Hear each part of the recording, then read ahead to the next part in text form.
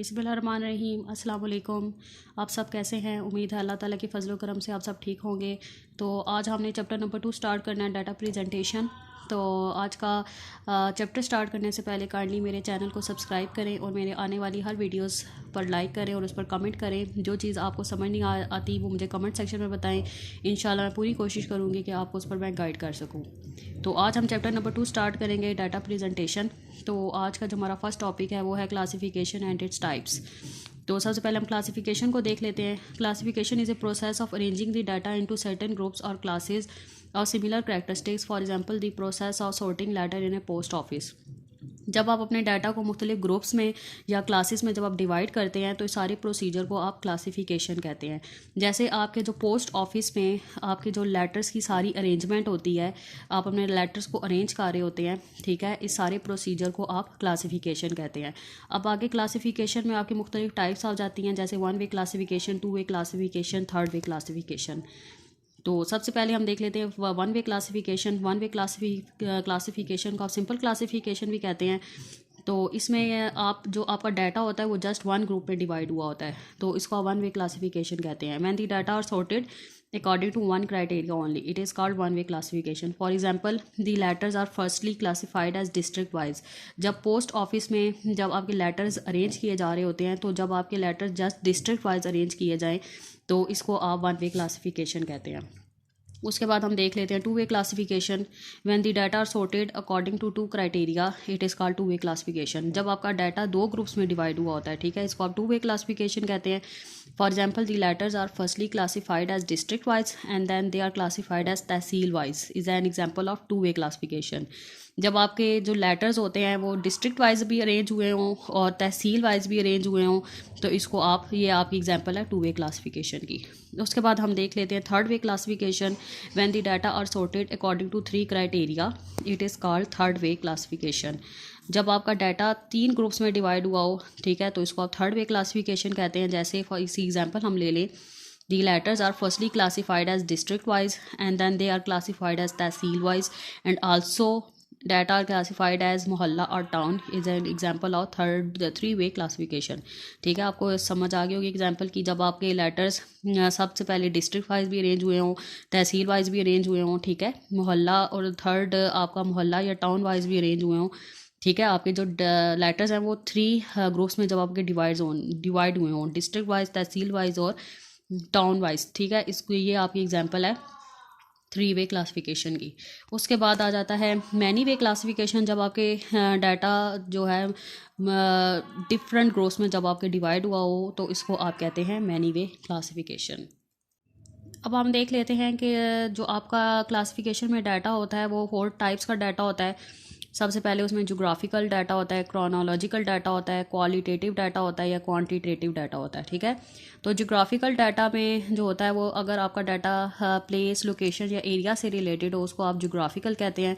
Chronological जो आपका time series data होता है, जिस तरह हम ईयरली, मंथली, वीकली, ठीक है, जो आपका डाटा हो टाइम से रिलेटेड डाटा हो, ठीक है, वो आपका जो टाइम से रिलेटेड डाटा वो आपका क्रोनोलॉजिकल डाटा होगा, ठीक है।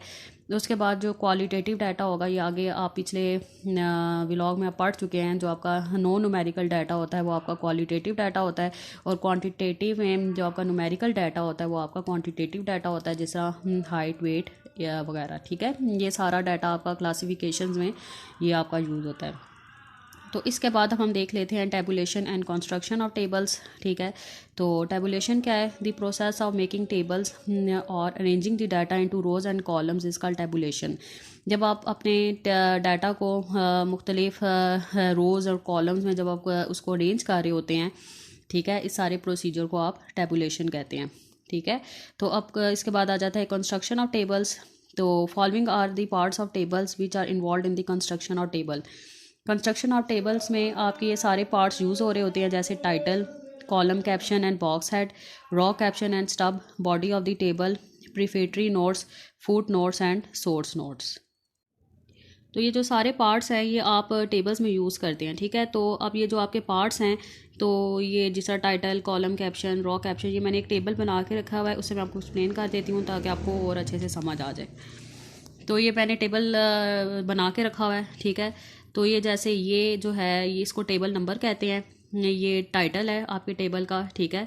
सब population of Pakistan according to worker and non worker of gender by gender and location, ठीक है। इसको आप टाइटल कहते हैं। ये आपका टेबल नंबर हो गया, ठीक है। ये आपका सारा टेबल है जिसमें सारा आपको डाटा दिया हुआ है, ठीक है।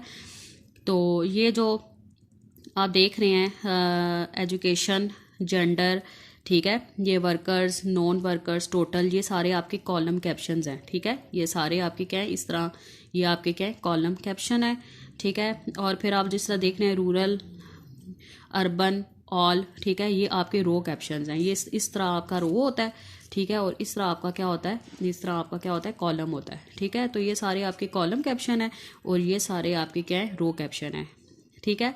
तो उसके बाद जब आपके टाइटल के नीचे आपको फिगर्स दिए होते हैं कि जो आपका डाटा है ये 1000 में है, 100 में है, ठीक है। तो इसको आप प्रिफेटरी नोट्स कहते हैं।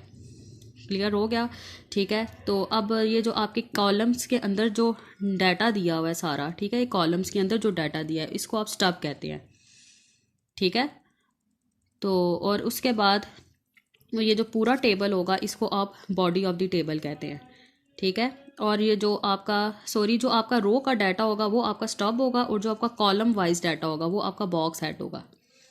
क्लियर हो गया। जो आपका कॉलम के अंदर जितना भी डाटा है वो आपका बॉक्स हेड होगा और जो आपके अंदर रो वाइज जितना भी डाटा है वो आपका स्टब होगा। और जो आपकी कॉलम्स की जो हेडिंग्स हैं, कॉलम्स की हेडिंग को आप कॉलम कैप्शन कहते हैं और रो वाइज की जो आपकी हेडिंग्स हैं उनको आप रो कैप्शन कहते हैं, ठीक है। और फिर आपके टेबल के एंड के नीचे आपको सोर्सेज दिए होते हैं, ठीक है। इसको आप सोर्स नोट कहते हैं। इसका मतलब ये है कि आपको वो डाटा, ये जो आपको डाटा दिया हुआ है कहाँ से दिया हुआ है, इसका सोर्स क्या है, इसको आप सोर्स नोट कहते हैं, ठीक है। और फिर फुट नोट दिया होता है। इसका मतलब ये होता है कि डाटा को कहाँ किन किन एरिया से जहाँ से कलेक्ट किया गया हो, ठीक है, वो जिसको बारे में एक्सप्लेन किया हो टेबल के नीचे, इसको आप फुट नोट कहते हैं, ठीक है। ये सारी जो चीज़ें हैं ये टेबल के अंदर यूज़ होती हैं और इसको आप इस तरह आपका टेबल को कंस्ट्रक्ट किया जाता है। सो टाइटल क्या है, it is the heading at the top of the table, ठीक है। जो आपकी टेबल की जो हेडिंग होती है या हेडिंग होती है उसको आप टाइटल कहते हैं। Column caption and box head क्या होगा, the headings of different columns are called column caption and the part of column captions is called box head, ठीक है, ठीक है। जो आपका कॉलम की हेडिंग्स होंगी वो आपकी कॉलम कैप्शन होंगी और जो कॉलम के अंदर आपका जितना भी डाटा होगा उसको बॉक्स हेड कहेंगे। Raw caption and stub, the heading of different rows are called row caption and this part of row caption is called stub। जो आपकी रो की हेडिंग्स होंगी, ठीक है, उसको आप रो कैप्शन कहेंगे और उसके अंदर जितना भी आपका डाटा यूज़ हुआ होगा उसको आप स्टब कहेंगे। उसके बाद body of the table, the entries in different cells of column and rows in table are called body of the table, ठीक है। जो आपके पूरे टेबल में जो कॉलम्स एंड रोज में जितनी आपकी एंट्री हुई हुई आपकी डाटा की, ठीक है, तो उसको आप मतलब जो आपका पूरा टेबल होगा उसको आप बॉडी ऑफ द टेबल कहेंगे। उसके बाद prefatory notes, the prefatory note is given after the title of the table, it is use to explain this content of data, ठीक है। तो ये आपके टाइटल के नीचे जो आपका टेबल का टाइटल होता है उसके नीचे दिया होता है, इसमें आपके डाटा को एक्सप्लेन किया होता है कि आपका जो डाटा है उसका कंटेंट क्या है, वो 1000 में है, उसके फिगर्स 1000 में या 100 में किस में, ठीक है। उसके बाद फिर फुट नोट्स होते हैं। The foot notes are given at the end of the table, it use to explain the content of the data, ठीक है। मैं आपको बता चुकी हूँ ये जो फुट नोट होता है आपके टेबल के एंड पे आपके टेबल के एंड पे दिया होता है और ये आपको बताता है कि आपका जो डाटा है वो किन किन एरिया से कलेक्ट किया गया है, ठीक है। और source note are given at the end of the table which indicate the compiling agency, publication, the data and the page of distribution. Source note बताता है कि ये आपके टेबल के एंड पे यूज़ किया जाता है और ये आपको बताता है ये आपने किन पब्लिकेशन से यूज़ किया, का मतलब ये आपने कहाँ से डाटा लिया है, किस पब्लिकेशन से लिया है या कहाँ किसी एजेंसी से लिया है या किसी न्यूज़पेपर से लिया है, ठीक है। ये आपने नीचे बताना होता है कि ये डाटा आपने कहाँ से लिया है, ठीक है। तो ये सारे आपके कंस्ट्रक्शन ऑफ द टेबल में सारी चीज़ें आपकी यूज़ होती हैं। अब हम फ्रीक्वेंसी डिस्ट्रीब्यूशन देख लेते हैं। The organisation of a set of data in a table showing the distribution of the data into classes or groups together with the number of observation in each group or classes is called frequency distribution। जो आपका data होता है जब आप उसको मुख्तलिफ group और classes में जब आप डिवाइड करते हैं तो आप हर ग्रुप के आगे जब आप उसकी नंबर ऑफ़ ऑब्जर्वेशन को काउंट कर रहे होते हैं तो इसको आप फ्रीक्वेंसी डिस्ट्रीब्यूशन कहते हैं, ठीक है। जब आपका एक रॉ डाटा दिया हो तो आप एक रॉ डाटा को जब आप अरेंज करते हैं, ठीक है, उसको ग्रुप्स में जब आप डिवाइड करते हैं, तो फिर जब आप उस हर डाटा की फ्रीक्वेंसी को नोट कर रहे होते हैं, उसकी ऑब्जर्वेशंस को नोट कर रहे होते हैं कि वो नंबर ऑफ ऑब्जर्वेशन उसमें कितनी है, ठीक है, तो इसको आप फ्रीक्वेंसी डिस्ट्रीब्यूशन कहते हैं। The number of observation falling in a particular classes is called a frequency class frequency and it is donated bye F, ठीक है, जो उसमें नंबर ऑफ ऑब्जर्वेशन होती हैं उसको आप क्लास फ्रीक्वेंसी कहते हैं और इसको आप एफ से डिनोट करते हैं। फ्रीक्वेंसी डिस्ट्रीब्यूशन में आप का जो होता है वो ग्रुप डाटा होता है, ठीक है, उसको आप ग्रुप डाटा कहते हैं। तो ग्रुप डाटा क्या चीज़ है? The data presented in a form of the frequency distribution are called group data, ठीक है। जब आप डाटा को अरेंज कर रहे होते हैं फ्रीक्वेंसी डिस्ट्रीब्यूशन में, तो वो जो आपका सारा जो आपका डाटा होता है उसको ग्रुप डाटा कहते हैं, ठीक है। फ्रीक्वेंसी डिस्ट्रीब्यूशन में जो आपका डाटा होता है वो ग्रुप डाटा होता है, ठीक है। तो जिस तरह आप ये आपको वेट्स दी हुई हैं, ठीक है, ये आपको वेट दिया हुआ है 65 से इसकी रेंज 84 है, 85 से इसकी रेंज 104 है, ठीक है। ये सारा आपने डाटा अरेंज किया है, ठीक है। जब आपने डाटा अरेंज किया है तो आपने फिर इसकी फ्रीक्वेंसी को नोट किया है। जिस तरह 65 से लेकर 84 में जो आपकी वैल्यूज़ टोटल 9 वैल्यूज़ लाई गई हैं, या आपने इसकी फ्रीक्वेंसी नोट कर ली है। फिर इसी तरह 85 से 104 में जो आपकी टोटल वैल्यूज़ 10 वैल्यूज़ लाई गई हैं, ठीक है, या आपने इसकी 10 फ्रीक्वेंसी नोट कर ली है, ठीक है। फिर 105 से 124 में जितनी वैल्यूज़ टोटल 17 वैल्यूज़ लाई की हैं वो आपने यहाँ पे लिख दिया, फिर इसकी फ्रीक्वेंसी नोट कर लिया, ठीक है। तो ये सारा जब आप अपने डाटा को जब आप अरेंज करते हैं, ठीक है, जब आप फिर उसकी फ्रीक्वेंसी को नोट करते हैं, फ्रीक्वेंसी मतलब नंबर ऑफ ऑब्जर्वेशन, फ्रीक्वेंसी को आप नंबर ऑफ ऑब्जर्वेशन भी कहते हैं, ठीक है। तो जब आप उसकी फ्रीक्वेंसी या नंबर ऑफ ऑब्जर्वेशन को नोट कर रहे होते हैं तो इस सारे प्रोसीजर को आप ग्रुप डाटा भी कहते हैं या इसको आप फ्रीक्वेंसी डिस्ट्रीब्यूशन भी कहते हैं, ठीक है। तो उसके बाद अनग्रुप डाटा होता है, जो आपका इस तरह का जस्ट सिंपल जो आपका रॉ डाटा होता है ये आपका अनग्रुप डाटा होता है, ठीक है। आप अपने अनग्रुप डाटा को आप ग्रुप डाटा में कन्वर्ट करते हैं, ठीक है, उसकी फ्रीक्वेंसी नोट करते हैं, ठीक है। तो इस सारे प्रोसीजर को आप फ्रीक्वेंसी डिस्ट्रीब्यूशन कहते हैं, ठीक है। जो इस तरह का टाइप का डाटा होता है ये आपका ग्रुप डाटा होता है, और जस्ट जो आपका इस तरह का रॉ डाटा होता है ये आपका अनग्रुप डाटा होता है, ठीक है। उम्मीद है आज का लेक्चर आपको समझ आ गया होगा।